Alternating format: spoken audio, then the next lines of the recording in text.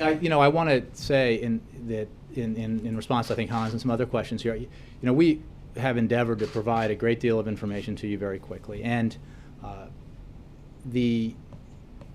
in a situation like this, we face a choice that when we have a ton of incoming questions, legitimate questions, you guys are doing your job. As I said in answer to a question from Mark, I believe, last week, this kind of environment, when there's a lot of news stories, there are a lot of legitimate questions out there. It's part of our democracy, and it's a great part of our democracy. And the approach we take is we get the information to you that we have as soon as we can.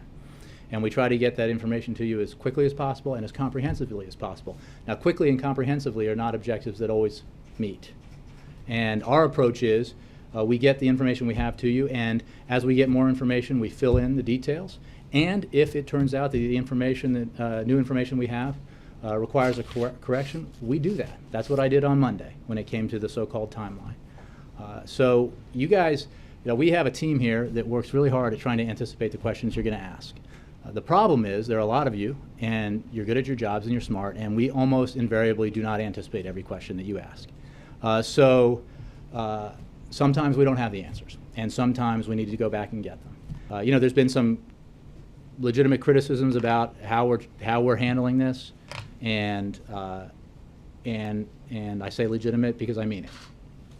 But we are endeavoring to pursue those two objectives in an environment that really never has existed before in terms of the speed of information flow, the rapidity with which information is conveyed and then released.